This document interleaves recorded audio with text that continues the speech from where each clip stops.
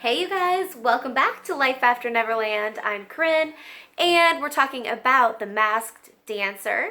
This is now the second episode in their series that began December 27th, I believe it was. So if you like The Masked Dancer, make sure you check out our Masked Singer. You should get involved in watching The Masked Singer. It's really good. We like it a lot.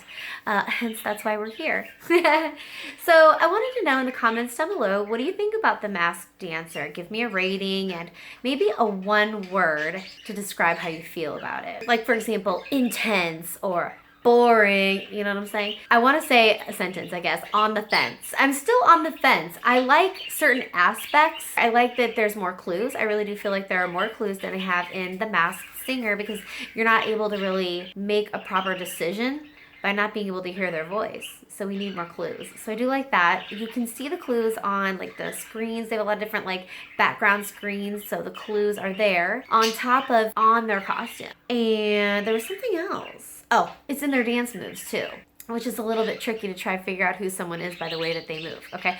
So maybe this show to me is clever. I think it's clever because I've said this before for those of you that have heard me say this. Those that haven't, I used to work at Disney and I also used to dance inside the Fuzzy characters as well. So I think it makes it clever that they're taking, basically, if you go to Disney World, you see those characters dancing and moving. That's something that I used to do. And putting it in a show with celebrities on the inside and then trying to guess, yeah, it's clever. It's maybe a little bit inventive. They're taking a little bit of this and that and then making it their own. For example, they're making it dance. So it's so different than Dancing with the Stars and extremely different, obviously, than So You Think You Can Dance. Totally different show. We have 10 contestants, and so they revealed all of those 10 costumed characters. So next week should be very interesting. 2 have already been eliminated. In just a few seconds, we're going to talk about the one that got eliminated last night. But before we do that, you guys, please make sure that you hit the subscribe button and the like button. It really helps out our channel. And of course, we would love to have some new followers and friends to be a part of our Masked Singer community. I was going to tell you something else and I almost forgot. Oh, we haven't talked about the costumes yet. And I just wanted to tell you guys that the costumes are still really cute. I think they're clever and fun. Sometimes every season there's one that makes me cringe, like the llama, for example. Could not stand the llama. And the Night Angel had this really weird Chucky face. And also the kangaroo. I remember the kangaroo's outfit was just kind of like, well, it kind of looked like a onesie that I have in my closet, actually, to be honest with you. Maybe a little bit more bling, of course. These costumes have to be designed, I would imagine, so much more different. They have to be able to float. They have to be able to move more. I would imagine they would have to be able to see more, and we'll get to that later when we talk about the cotton candy, who just rocked my world. She was my favorite of the night. But yeah, so I would imagine the head is different, too. It can't be too heavy. If you guys have any questions about what it's actually like to dance in costumes like that, because of my Disney experience, I'd love to let you know what it was like. My husband and I used to do, I was Wendy Darling, he was Peter Pan, I did Tinkerbell, and then also Alice in Wonderland, and he was the Mad Hatter. But we also did some fuzzy characters too, like Chip and Dale, Winnie the Pooh, and Pluto for Sean. So we understand what it's like, and we had to dance in those costumes as well. Sometimes for 30-minute shows, off and on throughout the day, or in a 45-minute parade in the scorching Florida summer. And it's humid. So I would love to let you know what it's like, which is why I want to say the cotton candy just blew my mind. Mainly because she was great and an amazing entertainer, but also because she was dancing in that costume and all the things that she did.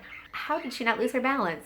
Honestly, what an amazing performer. Now, if you don't want to be spoiled and you have not watched the show yet and you want to get to it, go ahead and do that now. But when you finish, make sure that you come back because I'm going to spoil something for you and I don't want to ruin it if you're not ready. We're going to talk about the one that was eliminated, and it was Ice Cube. I guess the thing that makes this show where I say that I want it to be on the fence is the entertainers just haven't really dazzled me in their entertaining skills, except for tonight's only one.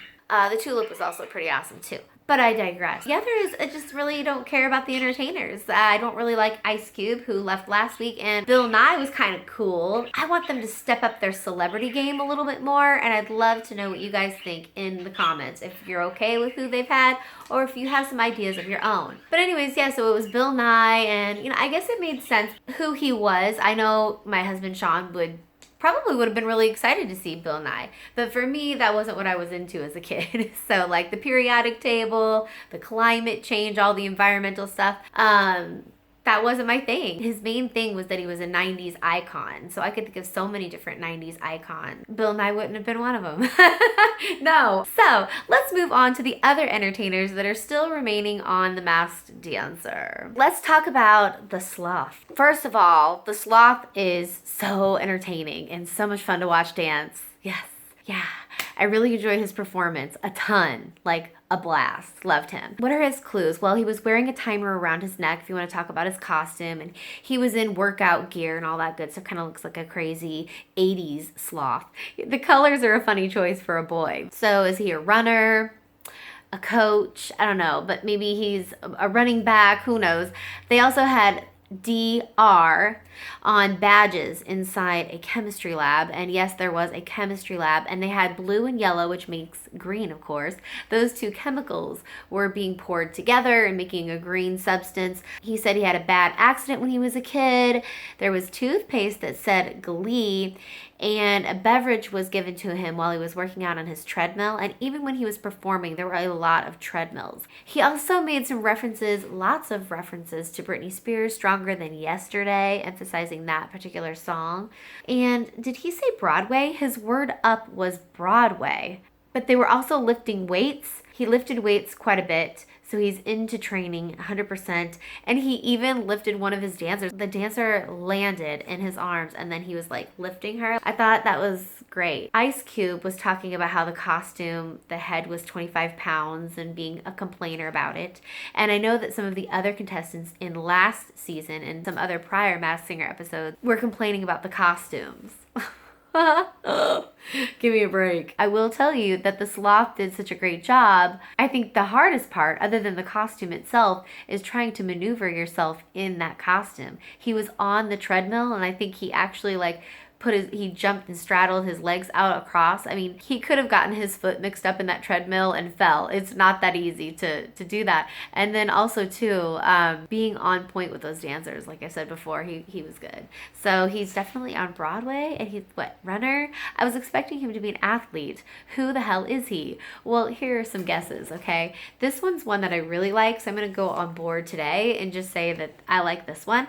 Tell me out of the three which one you think, or if you think something else. Sam Asghari. Is that how you say his name? Asghari. Sam is popular for dating Britney Spears. He's a celebrity trainer, too. Some people are saying Dax Shepard because at one point, I guess he gave Kristen Bell a sloth for her birthday.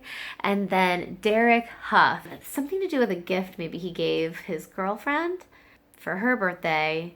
It wasn't an actual sloth. I'm willing to just jump on board with that simply because Derek Huff is an amazing dancer. And that's the only reason I have to say.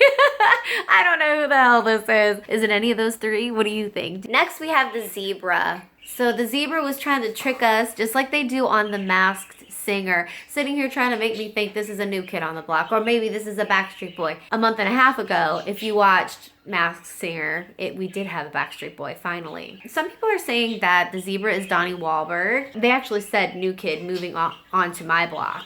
They had what looked like an Olympic gold medal that had the number 3, the number 11 popped up, which was really important apparently. And then they had like a cool little vintage sports car of some sort that had OS on it. So I don't know what that meant. And then when they were talking about larger than life, they had a hot dog dancing. The president knows him. Kelly wants to show her butt. She's my hot dog. Come here, little hot dog. Want you hide everybody? Huh? Are you sleeping? Huh? Get the sleepy face. With the sleepy face. Anyways, I digress. Other people are saying that the zebra is Ricky Martin because of the salsa dancing. Someone said Mark Anthony. I don't know. I think Mark Anthony and Ricky Martin would be much better at salsa. I thought the salsa was nice, but just because he was salsa dancing, it doesn't make him Ricky Martin or Mark Anthony. Next up is the cotton candy. I loved the cotton candy so much, as I told you earlier. I have a few things that I just jotted down a little bit for the clues. There were cornflakes. She said that she was a perfectionist. English style breakfast. That's what it looked like. That was like when they circle it really big, that's a big clue. Whiz kid, and there was a wizard hat that was drawn in like chalk art. Squirrel loved the cotton candy too, can you tell? I've been so worried about Squirrel all day. I think Squirrel's gonna be just fine. I thought he was sick. Thank God he's not. Anyways, it seemed like she wanted to be a dancer maybe. Now some people think it's gymnast Simone Biles. This would make sense if it is her. Because I would believe if you're going to be an Olympic gymnast, you have to go away with another family, like a host family. And she said she had to move in with a new family in order to reach her dreams. On the clock, that also had a big circle. It had numbers and letters. It said she had trouble keeping up. So I don't know what that meant. Maybe she had a learning disability of some sort, so she had to work extra hard. It kind of looked like she had like a bird in the background. Twitter. One of the things that I loved was the lips and the eyelashes on a cupcake. And if she's a dancer, she has to be a dancer. For me, I feel like it's a dancer. Dancers always, lips and eyelashes is like really important, especially if you're an entertainer. And she does things that I have been trained to do. So whenever you're standing in front of a judge of panelists, you always stand in third position, which she does. You don't slouch, you stand up tall, so you just pull everything up. So she was doing that. And she kept putting her arms like this a lot, like a cutesy girl. So that would axe out any chance of that being pink, okay? Just because she did aerialist work doesn't mean it has to be pink. Plus, did she sing a Pink song? I think she did. No. Well, I mean, they could make it that obvious. Ice-T poured ice in one of his clues. Duh. How did I not get that? Ding dong. In my opinion, it would not be pink because this is a younger girl. Not saying that Pink is old, but she's a woman. This girl, I think it's a girl, acts like Tinkerbell or a Disney character, unless that's part of her thing. I still don't see Pink doing that. Like these types of arms and like girly things, that's not Pink at all, period. I was wanting it to be one of the girls from Dance Moms, so I thought maybe it might be Nia. It could be any of them, really. But the voice to me sounded like Nia, but I mean, it's the first round, so I have no clue at this point. Let me know if you guys have any guesses. Also, I wanted to say one more thing about the cotton candy. Cotton candy is extremely flexible in her back, and then she also like kicked all the way up to her head. She's all around graceful. She has to be a gymnast or a dancer or a triple threat. She did say prime time, so Dance Moms, was that on prime time, during prime time? But I do want you guys to let me know if you think it's a dancer. And if you have one, let me know because I love dance. I love it. Yeah. I'm moving on to the next entertainer, and that was the Moth. So I agree with, because of the clues, I really do believe that this could be Monica Lewinsky, but the clothes in the box I didn't understand, and a big circle was around that one, so I don't know if that's how they make their money now, selling clothes. There were a lot of buttons. The Moth tells all, so this whole story surrounded her that had to do with some sort of maybe scandal with the president. It was connected to the White House. I think there was a desk.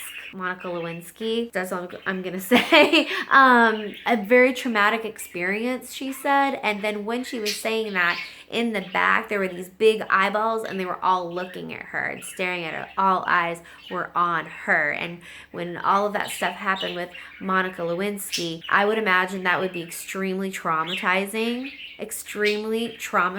and humiliating to the highest degree. That's why I think it's Monica Lewinsky. But the one that Paula guessed is a possibility. Okay, let me check and see, because Paula had a good guess. Okay, I got completely distracted because as I was looking to see who Paula guessed, I was reading this article and it says, it's about the Moth, and it says a few fans believe Miss Moth might have strong ties to the culinary industry. How those clues again?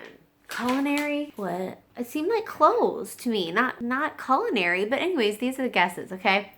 Mariah Carey, Angelina Jolie, and Rachel Ray. What? First of all, there's no way Mariah Carey would go on The Masked Dancer. Like, I honestly feel like she would think that was beneath her. Now, Angelina Jolie is like tall and skinny like the Moth, but like no.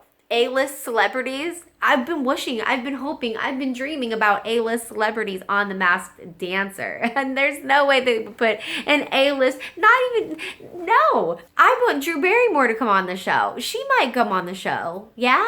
But Angelina Jolie, if they had Drew Barrymore on the show, it would make sense because she has this new show of her own to sort of rant and rave about. But she's even more of a celebrity than some of the celebrities that I've seen on The Masked Singer. I mean, they've had big ones, but they're like way out of the spotlight now, you know? It's like, whoa, I'm surprised because I haven't seen them in years. I want to be like, whoa, oh my gosh, I can't believe they're on the show. How cool. Mariah Carey would never do that. No, but I'd love it if she would shock me. And then Rachel Ray is short. She's a short person. She's little, like me. The Moth is long and lanky. This article is garbage. Anyways, I digress. Look, you know, these guesses in a nutshell, we can put it all together and wrap it in a little bow. They're all over the place. That's what's inside the box. All of the guesses. They're just really all over the place. I've definitely talked your guys' ear off for way too long. So I'm going to let you guys go. I'll see you guys next week. We're going to narrow this down. My favorite entertainer of last week was the Tulip, and this week it's 100% the Cotton Candy. Let me know in the comments down below any of your thoughts on these performers, on the costumes, and who is your favorite. Thanks so much for tuning in today. I hope you guys are having a wonderful week. Find the positive, you guys, and take it in. Spend time with your family. God bless, and I'll see you next week.